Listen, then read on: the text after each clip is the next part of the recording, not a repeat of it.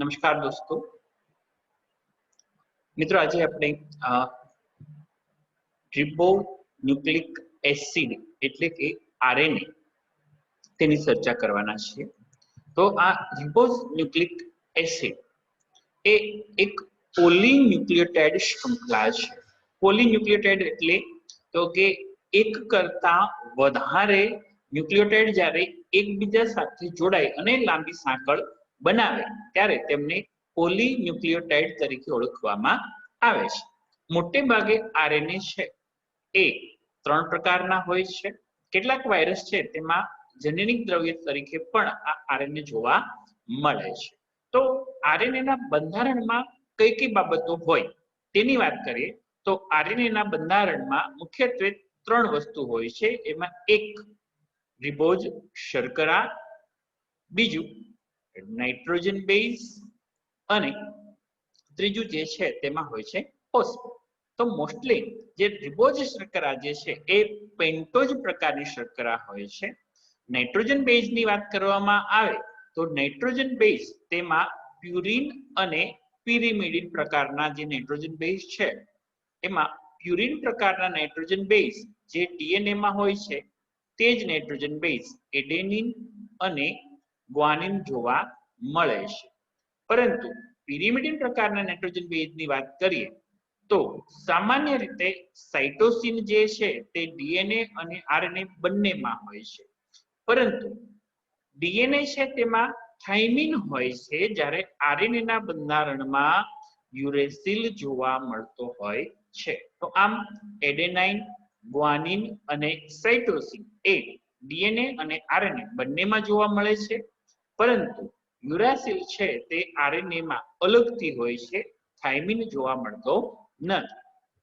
તો આવા આરએનએ કે જેને આપણે રિબોન્યુક્લિક એસિડ કહીએ છીએ તે સામાન્ય રીતે 3 પ્રકારના હોય છે। એમાં એક સંદેશક આરએનએ કે જેને સંદેશો આપનાર એટલે કે મેસેજ આપનાર એટલે એને મેસેન્જર આરએનએ, ટૂંકમાં એને એમઆરએનએ કહે છે। બીજું છે વાહક આરએનએ, વાહક એટલે ટ્રાન્સપોર્ટેશન કરવું, એના પરથી આવેલું છે ટ્રાન્સપોર્ટ આરએનએ એટલે કે ટીઆરએનએ। અને ત્રીજું છે રિબોઝોમલ આરએનએ જેને આરઆરએનએ તરીકે ઓળખવામાં આવે છે। તો આપણે સર્વપ્રથમ જોઈએ સંદેશક આરએનએ અથવા તો એને મેસેન્જર આરએનએ કે ન્યુક્લિયર આરએનએ તરીકે પણ ઓળખવામાં આવે છે। સામાન્ય રીતે આ સંદેશક આરએનએ ને નામ કેવી રીતે આવ્યું જો આપણે તેની વાત કરીએ તો એ સંદેશો લઈ જવાનું કામ કરે છે। આપણા શરીરમાં ડીએનએ હોય છે, એ ડીએનએ એ 2 પ્રકારની પ્રક્રિયાઓ દ્વારા પ્રોટીન સંશ્લેષણ માટે જવાબદાર ગણવામાં આવતું હોય છે। એમાં પ્રથમ પ્રક્રિયા થાય છે એ છે પ્રત્યાંકનની પ્રક્રિયા। એ પ્રત્યાંકનની પ્રક્રિયા એટલે ડીએનએ દ્વારા એમઆરએનએ ના નિર્માણ થવાની પ્રક્રિયા જેને પ્રત્યાંકન પ્રક્રિયા કહે છે। અને બીજી પ્રક્રિયાઓ છે ભાષાંતરણ। ભાષાંતરણ પ્રક્રિયામાં શું થાય તો કે જે એમઆરએનએ બનેલું છે એ એમઆરએનએ કોષ કેન્દ્રમાંથી કોષરસમાં આવે છે, રિબોઝોમ સાથે જોડાય છે અને ત્યાં એક કોડ મુજબ પ્રોટીનનું સંશ્લેષણ થાય। તો આમ એમઆરએનએ ના આધારે પ્રોટીનનું સંશ્લેષણ થવાની પ્રક્રિયા જેને ભાષાંતરણની પ્રક્રિયા કહેવાય છે। તો આ એમઆરએનએ એ ડીએનએ માંથી ચોક્કસ પ્રકારના પ્રોટીન બનવા માટેની માહિતી લાવે છે અને આ આરએનએ છે એ કોષ કેન્દ્રની અંદર નિર્માણ પામે છે જેથી તેને ન્યુક્લિયર આરએનએ તરીકે પણ ઓળખવામાં આવે છે। તો આ સંદેશક આરએનએ જે એમઆરએનએ તરીકે ઓળખાય છે તેનું સંશ્લેષણ એ જનીન એટલે કે ડીએનએ નો નાનો ટુકડો કે જે ચોક્કસ લક્ષણ માટે જવાબદાર હોય છે। તો આમ એ જનીન એ ચોક્કસ પ્રકારના એમઆરએનએ નું નિર્માણ કરતા હોય છે। તો જનીન કે જે ડીએનએ ની 2 પોલીન્યુક્લિયોટાઇડ શૃંખલા છે એ પૈકી કોઈ એક શૃંખલા કે જે ટેમ્પલેટ તરીકે વર્તે છે, ટેમ્પલેટ એટલે કે એક પ્રકારનું બીબું કે એને કયા પ્રકારનું સ્વરૂપ એની સામે જોઈએ છે। તો આમ આ ડીએનએ ની 2 પોલીન્યુક્લિયોટાઇડ શૃંખલાઓ પૈકી કોઈ પણ એક શૃંખલા એ આવી ટેમ્પલેટ શૃંખલા તરીકે વર્તશે અને એ ડીએનએ ઉપરનો જે ક્રમ છે એ ક્રમ મુજબ એમઆરએનએ નું સંશ્લેષણ કરતું હોય છે। તો આમ એમઆરએનએ એ જનનિક માહિતી એટલે કે જે ડીએનએ માં રહેલી જે માહિતી છે એ માહિતીમાંથી કેવું પ્રોટીન બનાવવું છે એ પ્રકારની માહિતી લાવવાનું કામ આવો સંદેશક આરએનએ અથવા તો મેસેન્જર આરએનએ છે તે કરતું હોય છે। તો આમ એમઆરએનએ જનનિક માહિતીના સંકેતને ડીએનએ માંથી ચોક્કસ પ્રકારના પ્રોટીન સંશ્લેષણ માટેની માહિતી લઈ જતું હોય છે। આવું એમઆરએનએ સંકેતને કોષ કેન્દ્રમાંથી કોષરસમાં લઈ જાય છે અને કોષરસમાં રિબોઝોમ સાથે જોડાય જ્યાં એ પ્રોટીન સંશ્લેષણની પ્રક્રિયા થતું હોય છે અને આ એમઆરએનએ નું કામ પૂર્ણ થાય ત્યારબાદ એ એમઆરએનએ છે તે વિઘટન પામતું હોય છે। એમઆરએનએ બાદ બીજો આરએનએ જે અતિ મહત્વનો છે એ છે વાહક આરએનએ કે જે ટીઆરએનએ કે સોલ્યુબલ આરએનએ સ્વરૂપ તરીકે પણ ઓળખવામાં આવે છે। સામાન્ય રીતે જે વાહક આરએનએ છે તેના બંધારણમાં 75 ન્યુક્લિયોટાઇડ આવેલા હોય છે। મિત્રો ખાસ ધ્યાન રાખજો 75 ન્યુક્લિયોટાઇડ તેના બંધારણમાં છે બરાબર। અહીંયા એક ન્યુક્લિયોટાઇડ બીજો ન્યુક્લિયોટાઇડ ત્રીજો ન્યુક્લિયોટાઇડ આવી રીતે સમગ્ર આખું ટીઆરએનએ લઈએ આખા ટીઆરએનએ ના બંધારણમાં આવા કુલ 75 જેટલા ન્યુક્લિયોટાઇડો એ એવરેજ છે। કેટલાકમાં વધારે પણ હોય છે અને કેટલાકમાં ઓછા પણ, કારણ કે આવા ટીઆરએનએ છે કુલ 61 પ્રકારના જોવા મળે છે બરાબર। ખાસ ધ્યાન રાખજો પ્રકાર 61 છે પરંતુ ટીઆરએનએ ના બંધારણમાં એવરેજ 75 ન્યુક્લિયોટાઇડ હોય છે।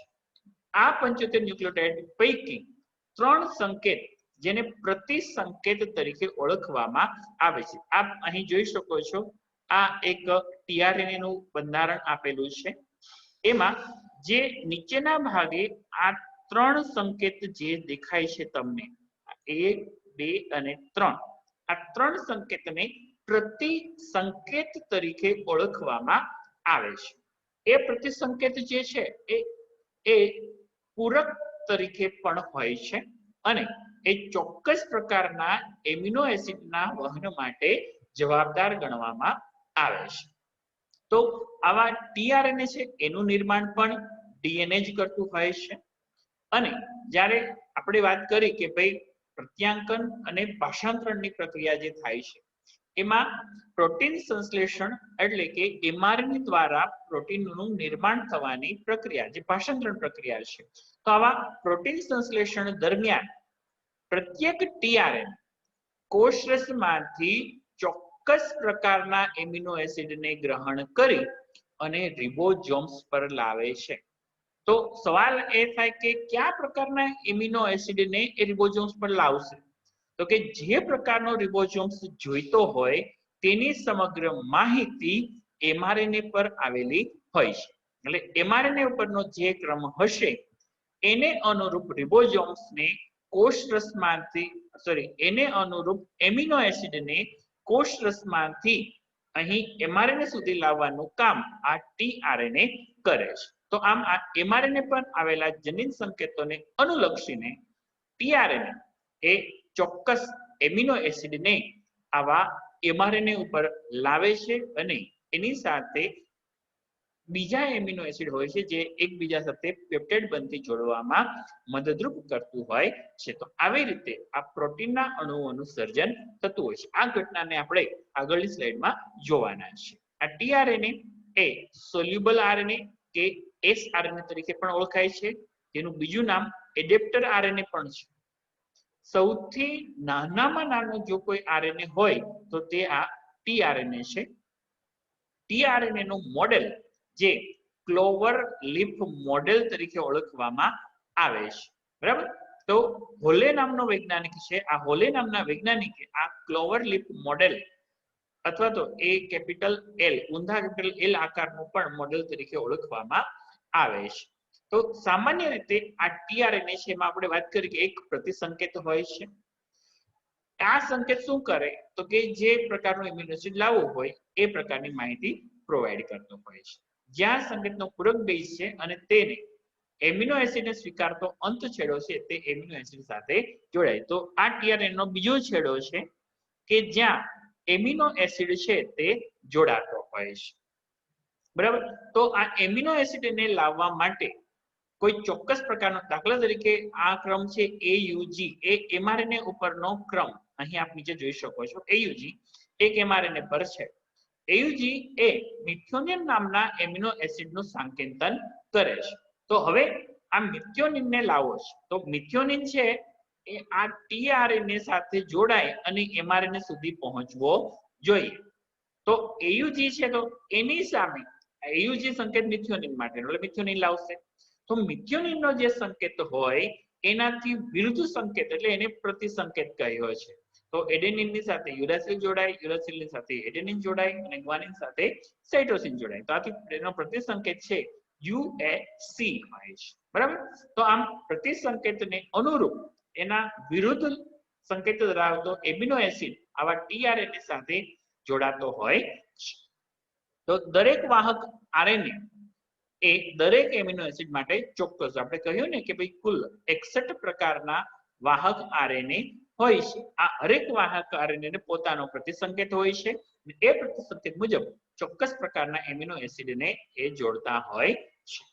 અને ક્રિયાના પ્રારંભ માટે એક બીજો વાહક RNA હોય છે, તેને પ્રારંભિક વાહક RNA તરીકે ઓળખવામાં આવે છે. આ વાહક RNA ની રચનામાં D loop, T sign C loop, variable loop પણ જોવા મળતા હોય છે. ડાયહાઇડ્રોક્સીયુરિડીન એટલે કે D loop, thymine pseudouridine, cytosine loop એટલે કે ટી સાઇન સી લૂપ. તો આવા અલગ અલગ ઘણા બધા ભાગ વાહક RNA ની રચનામાં જોવા મળે છે. તો વાહક RNA એની વાત આપણે કરી. હવે સામાન્ય રીતે આ વાહક RNA ના જે મેં તમને લૂપ કીધા ને, એક ડી લૂપ, બરાબર, ડાયહાઇડ્રોયુરિડીન DHU, બરાબર, પછી સ્યુડોયુરેસિલ એટલે કે સાઇન ટી સાઇન સી લૂપ છે. બરાબર. તો આ ત્રણેય લૂપને આપણે જોઈએ. ટી સાઇન સી લૂપ, તો આ ટી સાઇન સી લૂપ અહીંયા આપણે જોઈએ છીએ કે આ ટી સાઇન સી લૂપ છે. તો આ લૂપ જે છે એનું કામ શું છે એની વાત કરીએ તો જે ટી સાઇન સી લૂપ છે એ tRNA ને રિબોઝોમ્સના મોટા એકમ સાથે જોડવામાં મદદ કરે છે. મતલબ કે mRNA ઉપરનો એક ચોક્કસ ક્રમ હશે. દાખલા તરીકે mRNA પર AUG કોડ છે, તો AUG કોડ એ મિથિયોનિન નામના એમિનો એસિડ માટે હોય. આથી પ્રોટીન સંશ્લેષણ માટે મિથિયોનિન લાવવું હોય તો એ લાવવાનું કામ કરે છે tRNA. આ tRNA મિથિયોનિનને લઈ અને જ્યારે રિબોઝોમ સુધી પહોંચે, કારણ કે mRNA હોય ને એ રિબોઝોમ સાથે જોડાઈ ગયો હોય છે કોષની અંદર, તો એ tRNA જ્યારે મિથિયોનિનને લઈને રિબોઝોમ સુધી પહોંચે છે ત્યારે આ tRNA ને રિબોઝોમના મોટા એકમ સાથે કોણ જોડશે તો કે tRNA માં આવેલું ટી સાઇન સી લૂપ. બરાબર. આ ટી સાઇન સી લૂપની એક્ઝેક્ટ સામે આવેલું લૂપ જે ડી લૂપ અથવા તો DHU ડાયહાઇડ્રોયુરિડીન લૂપ તરીકે ઓળખવામાં આવે છે. તો એ લૂપ શું કરે છે તો કે આ DHU લૂપ એ ચોક્કસ એમિનો એસાઇલ સિન્થેટેજ ઉત્સેચકને ઓળખે છે.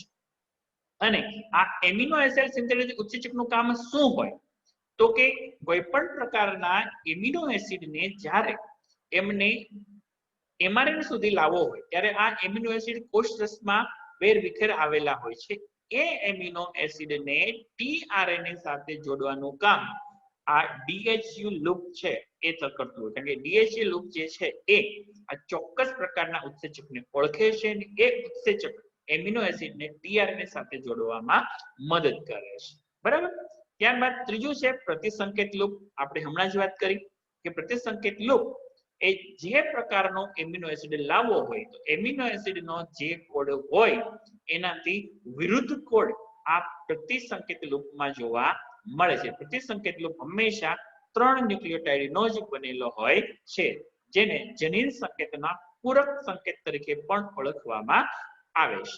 કુલ 61 પ્રકારના જનીન સંકેત એ અલગ અલગ પ્રકારના એમિનો એસિડ માટે જવાબદાર, જે આપણે આગળ અભ્યાસ કરવાના છે. તો આ જનીન સંકેત 61 પ્રકારના હોવાથી પ્રતિસંકેત પણ 61 પ્રકારના જ હોય છે.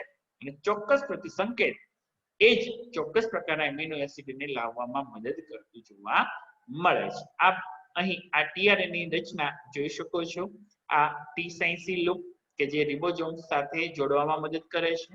આ DHU લૂપ જે એમિનો એસિડ આ ટીઆરએનએ સાથે અહીંયા જે જોડાય છે એમિનો એસિડ નું જોડાણ સ્થાન, તો એમિનો એસિડ ને અહીંયા જોડવા માટેનું કામ આ DHU લૂપમાં આવેલો ઉત્સેચક છે તે જવાબદાર હોય છે. ત્રીજો ભાગ આ પ્રતિસંકેત લૂપ, ત્યાં 3 સંકેત હોય છે. દાખલા તરીકે અહીંયા આપણે મિથિયોનિન લાવવો છે એમિનો એસિડ, તો મિથિયોનિન નો કોડ છે AUG. તો AUG નો વિરુદ્ધ એડેનાઇન ની સાથે યુરેસિલ, યુરેસિલ ની સાથે એડેનાઇન અને ગુઆનિન ની સાથે સાઇટોસિન. તો અહીં પ્રતિસંકેત UAC જોવા મળે છે. તો આમ અહીં આપ જોઈ શકો છો આ 1 2 3 4 5 6 7 8 આવા એવરેજ 75 ન્યુક્લિયોટાઇડ એક ટીઆરએનએ ના બંધારણમાં જોવા મળે છે. આ ટીઆરએનએ નો 5 પ્રાઇમ એન્ડ છે અને આ ટીઆરએનએ નો 3 પ્રાઇમ એન્ડ છે. તો આમ આ સમગ્ર ટીઆરએનએ ની રચના છે એ આપણે જોઈ. ત્યારબાદ ત્રીજા પ્રકારના આરએનએ છે એ છે રિબોઝોમલ આરએનએ. આ રિબોઝોમલ આરએનએ એ રિબોઝોમ્સ નામની અંગિકામાં જોવા મળતા હોવાથી જ એને રિબોઝોમલ આરએનએ તરીકે ઓળખવામાં આવે છે. કોષરસમાં આવેલા આવા રિબોઝોમલ આરએનએ અને પ્રોટીન એ ન્યુક્લિયોપ્રોટીનના સ્વરૂપમાં જ્યારે જોડાય ત્યારે તેને રિબોઝોમ્સ કહે છે. બરાબર? તો રિબોઝોમલ આરએનએ અને પ્રોટીન એ જ્યારે એકબીજા સાથે જોડાય ત્યારે એને રિબોઝાઇમ્સ અથવા તો રિબોઝોમ્સ તરીકે પણ ઓળખવામાં આવે છે. કોષમાં સૌથી વધારેમાં વધારે કોઈ પણ આરએનએ હોય તો એ છે રિબોઝોમલ આરએનએ, જે કુલ આરએનએ ના 80 થી 85% જેટલા હોય છે. બરાબર? આવો રિબોઝોમ્સ જે પ્રોટીન સંશ્લેષણ માટેની જગ્યા પૂરી પાડે અને તે માટે આવશ્યક ઉત્સેચકો ધરાવવાનું કામ આ રિબોઝોમલ આરએનએ મદદ કરે છે. તો રિબોઝોમ્સ ની વાત કરીએ આપણે અહીંયા તો 80 સ્વેડલબર્ગ રિબોઝોમ્સ અને 70 સ્વેડલબર્ગ રિબોઝોમ્સ. 80 સ્વેડલબર્ગ રિબોઝોમ્સ એ સુકોષ કેન્દ્રીય સજીવોની અંદર જોવા મળે છે, જ્યારે 70 સ્વેડલબર્ગ રિબોઝોમ્સ એ હરિતકણ, કણાભસૂત્ર તથા આદિકોષ કેન્દ્રીય સજીવો જેવા કે બેક્ટેરિયાની અંદર જોવા મળતા હોય છે. આ 80 સ્વેડલબર્ગ રિબોઝોમ્સ છે એમાં કુલ 4 પ્રકારના રિબોઝોમલ આરએનએ આવેલા હોય છે. 5 સ્વેડલબર્ગ, 5.8 સ્વેડલબર્ગ, 18 સ્વેડલબર્ગ અને 28 સ્વેડલબર્ગ. સ્વેડલબર્ગ એ એમનો એકમ છે જે એક વૈજ્ઞાનિકની યાદમાં આપવામાં આવેલો છે. 70 સ્વેડલબર્ગ રિબોઝોમ્સ છે એમાં 3 પ્રકારના આરએનએ આવેલા છે. 5 સ્વેડલબર્ગ, 16 સ્વેડલબર્ગ અને 23 સ્વેડલબર્ગ. બરાબર? તો આમ આ રિબોઝોમલ આરએનએ એ અલગ અલગ પ્રકારના છે. કુલ 3 પ્રકારના આરએનએ, એક એમઆરએનએ, બીજા ટીઆરએનએ અને ત્રીજા રિબોઝોમલ આરએનએ. તો મિત્રો આપણે આ આરએનએ ના અભ્યાસ કર્યા બાદ હવે જે અભ્યાસ કરવાનો છે એ છે પ્રસ્થાપિત પ્રણાલી, કે જેને સેન્ટ્રલ ડોગમા ઓફ લાઈફ તરીકે પણ ઓળખવામાં આવે છે. તો એ પ્રણાલી શું છે? તો સામાન્ય રીતે પેલો કહેવાય ને રઘુકુલ રીત સદા ચલી આઈ, પ્રાણ જાય પર વચન ન જાય. તો એમ આ એક નિયમ છે. એ નિયમ દરેક સજીવ માટે લાગુ પડે છે કે ભાઈ ડીએનએ છે તો ડીએનએ સ્વયં જનનની પ્રક્રિયા એટલે કે રેપ્લિકેશનની પ્રક્રિયા દ્વારા, કે જેને આપણે સ્વયં જનન તરીકે પણ ઓળખીએ છીએ. બરાબર? તો ડીએનએ એ સ્વયં જનનની પ્રક્રિયા દ્વારા નવા ડીએનએ નું નિર્માણ કરી શકે છે. આવી જ રીતે ડીએનએ છે એ ટ્રાન્સક્રિપ્શન એટલે કે પ્રત્યાંકનની પ્રક્રિયા દ્વારા એમઆરએનએ બનાવશે, એટલે કે મેસેન્જર કે સંદેશક આરએનએ બનાવે છે. એ સંદેશક આરએનએ પર જે કોડ હોય છે એનું ટ્રાન્સલેશન થાય. ટ્રાન્સલેશન એટલે કે ભાષાંતરણ થાય છે. અને ભાષાંતરણની પ્રક્રિયા દ્વારા તે પ્રોટીન બનાવતા હોય છે. આ એક યુનિવર્સલ બધા જ સજીવો માટેનો નિયમ છે. ડીએનએ સ્વયંજનન એટલે કે રેપ્લિકેશનની પ્રક્રિયા દ્વારા પોતાના જેવું ડીએનએ બનાવે છે. આવી રીતે ડીએનએ એ પ્રત્યાંકનની પ્રક્રિયા દ્વારા એમઆરએનએ બનાવશે. એમઆરએનએ છે ભાષાંતર દ્વારા પ્રોટીન બનાવે છે. પરંતુ અપવાદરૂપ કેટલાક કિસ્સાઓ એવા છે કે જેમાં આરએનએ છે એ જનનિક દ્રવ્ય તરીકે વર્તે છે અને તેના દ્વારા ડીએનએ બને છે. આ પ્રક્રિયાને રિવર્સ ટ્રાન્સક્રિપ્શન અથવા તો એને ઉલટું પ્રત્યાંકન તરીકે ઓળખવામાં આવે છે. જે એચઆઈવી વાયરસ છે તેમાં આ પ્રકારનું રિવર્સ ટ્રાન્સક્રિપ્શન જોવા મળે છે. બરાબર, તો આમ સેન્ટ્રલ ડોગમાં એ ડીએનએ જે છે એની જનનિક માહિતી સંદેશવાહક આરએનએ આપે છે અને સંદેશવાહક આરએનએ એ ટીઆરએનએ ની મદદથી પ્રોટીન સંશ્લેષણની ક્રિયા કરે છે. એના દ્વારા સજીવ પોતાના જરૂરી એવા બધા લક્ષણો પ્રાપ્ત કરે છે અને પોતે સારી રીતે પોતાની ક્રિયાઓ કરી શકે છે. તો આમ આ એક જ પ્રકારની દિશામાં આવો વહેતો પ્રવાહ એ સર્વપ્રથમ એફએસસી ક્રિક નામના વૈજ્ઞાનિકે જીવ વિજ્ઞાનની અંદર આપેલો અને તેને પ્રસ્થાપિત પ્રણાલી તરીકે ઓળખવામાં આવે છે. તો હવે આજે સમગ્ર પ્રસ્થાપિત પ્રણાલી છે એમાં જનીન દ્રવ્ય એટલે કે ડીએનએ એની અભિવ્યક્તિ થવી એટલે જે લક્ષણ માટેનું જે ડીએનએ જનીન આવેલું છે એ જનીન ચોક્કસ પ્રોટીન બનાવવું જોઈએ અને એ પ્રોટીન દ્વારા સજીવમાં એ લક્ષણ છે તે જોવા મળવું જોઈએ. આમ જનીન દ્રવ્યની અભિવ્યક્તિ સામાન્ય રીતે પ્રોટીન સંશ્લેષણના ઉત્પાદન દ્વારા જ થતી હોય છે. આમ ડીએનએ માંથી પ્રોટીન બનાવવાની પ્રક્રિયા એ બે તબક્કામાં વિભાજિત કરેલી છે જેની આપણે ચર્ચા કરીએ. એમાં પહેલો તબક્કો તો કે પ્રત્યાંકન અથવા તો ટ્રાન્સક્રિપ્શન તબક્કો કે જેમાં ડીએનએ છે એ કોષ કેન્દ્રની અંદર એમઆરએનએ નું નિર્માણ કરશે અને બીજો તબક્કો જે છે જે ભાષાંતરણનો તબક્કો. આ ભાષાંતરણનો તબક્કો કે જેને આપણે ટ્રાન્સલેશન તરીકે ઓળખીએ છીએ કે જે એમઆરએનએ કોષ કેન્દ્રમાં નિર્માણ પામ્યું છે એ કોષ કેન્દ્રમાંથી એમઆરએનએ બહાર આવી અને રિબોઝોમ્સ પર જશે, રિબોઝોમ્સ સાથે જોડાશે અને ટીઆરએનએ કોષરસમાંથી ચોક્કસ પ્રકારના એમિનો એસિડને લાવે છે. એ એમિનો એસિડને એક પછી ક્રમમાં જોડી અને પ્રોટીન સંશ્લેષણની પ્રક્રિયા થતી હોય છે જેને ભાષાંતરણ તરીકે ઓળખવામાં આવે છે. તો આમ આ સમગ્ર પ્રક્રિયા દર્શાવે છે કે જનનિક માહિતી ડીએનએ સ્વરૂપે હોય છે, ડીએનએ એમઆરએનએ બનાવે છે, એમઆરએનએ છે એ પ્રોટીનનું નિર્માણ કરે છે. તો આમ આ ઘટના ચાલતી રહેતી હોય છે. પરંતુ હમણાં જ આપણે વાત કરી કે એચઆઈવીમાં આ ઘટના ઉલટી હોય છે. બરાબર, કે એમાં શું તો કે આરએનએ છે એ ડીએનએ નું નિર્માણ કરતું હોય છે. બરાબર, તો આ કેટલા HIV virus human immuno deficiency virus, બરાબર, તો એચઆઈવી વાયરસ એ સિવાય પણ બીજા કેટલાક વાયરસ છે એમાં આવી માહિતી એનો પ્રવાહ ઉલટી દિશામાં એટલે કે આરએનએ દ્વારા ડીએનએ નું સંશ્લેષણ થાય છે ને એ માટેની સર્વપ્રથમ માહિતી એચએમ ટેમિન અને ડી બાલ્ટિમોર નામના વૈજ્ઞાનિકોએ આપેલી હતી ને એમણે કીધું કે કેટલાક ટ્યુમર વાયરસ એટલે કે ગાંઠ પેદા કરે એવા વાયરસ એ જનીન દ્રવ્ય તરીકે આરએનએ ધરાવે છે અને સ્વયં જનન પામી પ્રથમ એ ડીએનએ બનાવે છે. આમ આરએનએ દ્વારા ડીએનએ બનવાની ઘટનાને ઉલટું પ્રત્યાંકન અથવા તો તેને રિવર્સ ટ્રાન્સક્રિપ્શન તરીકે ઓળખવામાં આવે છે અને આ રિવર્સ ટ્રાન્સક્રિપ્શન માટે જવાબદાર ઉત્સેચકને રિવર્સ ટ્રાન્સક્રિપ્ટેજ ઉત્સેચક કહે છે. તો આમ આ ઘટના છે એ એચઆઈવી વાયરસની અંદર જોવા મળે છે. બરાબર, સેન્ટ્રલ ડોગમાની અંદર આપણે થોડી વધારે વાત કરીએ તો સેન્ટ્રલ ડોગમા શબ્દ એ ક્રિક એટલે કે વોટસન ને ક્રિક જે ડીએનએ ના શોધક છે તેના દ્વારા આપવામાં આવેલો છે. ત્યાર સિવાય બીડલ અને ટેટમ નામના વૈજ્ઞાનિકોએ આ સેન્ટ્રલ ડોગમાનો અભ્યાસ ન્યુરોસ્પોરા નામની એક ફૂગ છે એમની અંદર એ અભ્યાસ કરેલો છે. અને આપણે હમણાં જ વાત કરી કે ભાઈ ટેમિન અને બાલ્ટિમોર એમણે એવું કહ્યું કે ભાઈ આરએનએ છે એના દ્વારા ડીએનએ પણ બને છે. તો આમ આ આરએનએ માંથી ડીએનએ બનાવવાની જે પ્રક્રિયા છે જેને આપણે ઉલટું પ્રત્યાંકન કહીએ છીએ તેને ટેમિનિઝમ તરીકે પણ ઓળખવામાં આવે છે. એની જવાબદાર વૈજ્ઞાનિક ટેમિન હોવાથી એના માનમાં એને ટેમિનિઝમ પણ કહે છે. બરાબર, તો સામાન્ય રીતે યજમાન કોષની અંદર આવો રિવર્સ ટ્રાન્સક્રિપ્ટેજ ઉત્સેચક એની મદદથી સાર્કોમા વાયરસ સિંગલ સ્ટ્રેન્ડ એટલે કે એક શૃંખલીય આરએનએ માંથી દ્વિશૃંખલીય ડીએનએ નું નિર્માણ કરે છે.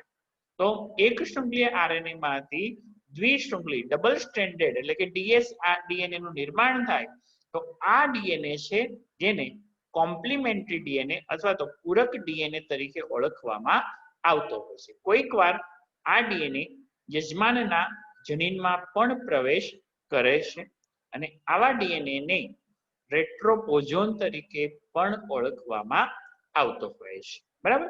તો આમ આ સેન્ટ્રલ ડોગ્મા વિશેની માહિતીની આપણે વાત કરી. હવે આપણે વાત કરીશું જનીનની. તો કે જનીન શું છે? તો મેન્ડલ જે આપણે અભ્યાસ કરી ગયા ચેપ્ટર નંબર 5 ની અંદર, તો મેન્ડલના મત મુજબ જનીન એક કારક છે. બીજી રીતે વાત કરીએ તો કે ભાઈ રંગસૂત્રમાં રહેલો ડીએનએ નો નાનો ખંડ છે જે સજીવોમાં ચોક્કસ લક્ષણ માટે જવાબદાર ગણવામાં આવે છે, જેને જનીન તરીકે ઓળખીએ છીએ. આમ જનીન એ આનુવંશિકતાનો એકમ છે અને તે લક્ષણોનું નિયંત્રણ કરે છે. એ લક્ષણોને પિતૃઓમાંથી સંતતિઓમાં લાવવા માટે જવાબદાર ગણવામાં આવે છે. આપણે જોતા હોય છે કે ઘણા લોકો છે તેમના પિતૃઓને જ મળતા આવે છે, કારણ કે એના પિતૃઓમાં જે ડીએનએ છે એનું જ ડીએનએ નો થોડોક અંશ એ બાળકમાં ફલિતાંશમાં આવેલો હોવાથી એના જેવા જ લક્ષણો દર્શાવતા જોવા મળે છે.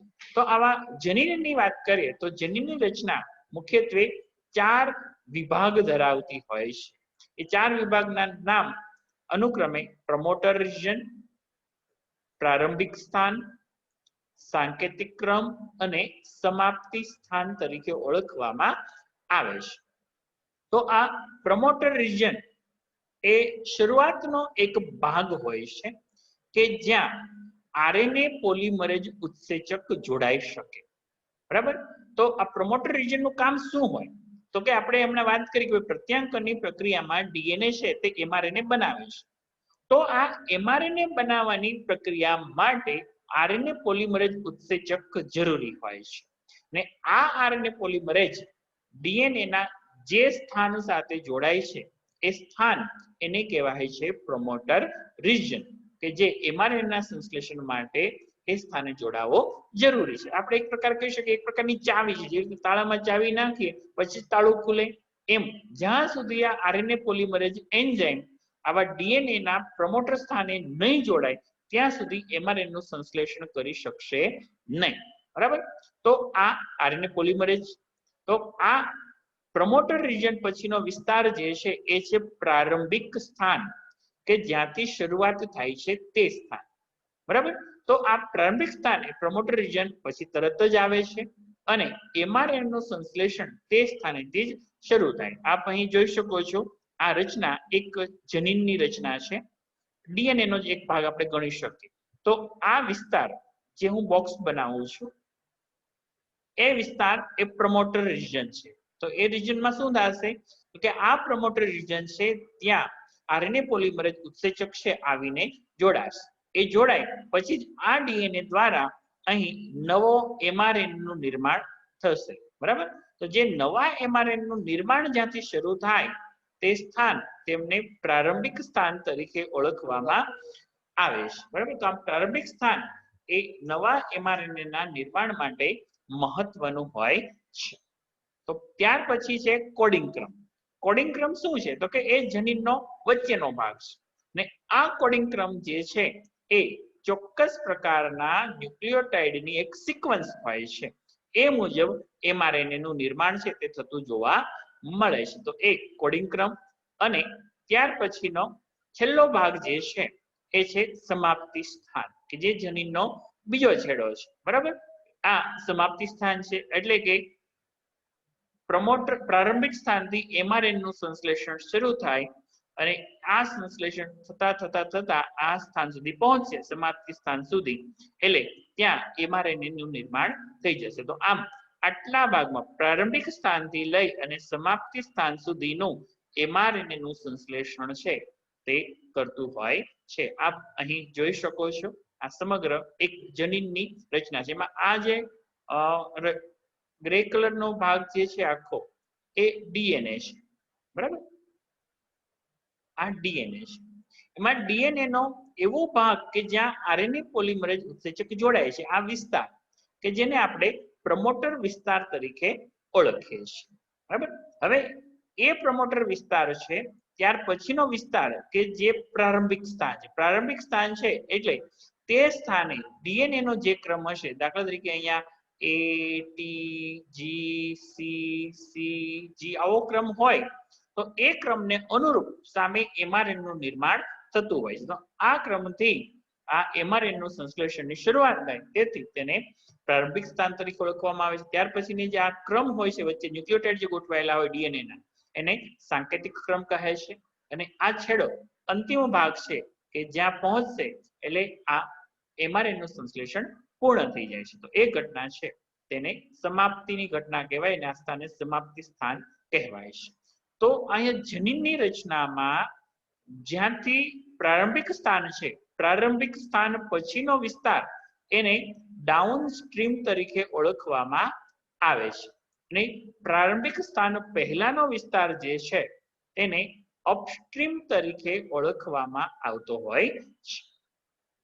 તો આમ આ સમગ્ર રચના છે એ જનીન રચનાની બાબતની વાત આપણે કરી.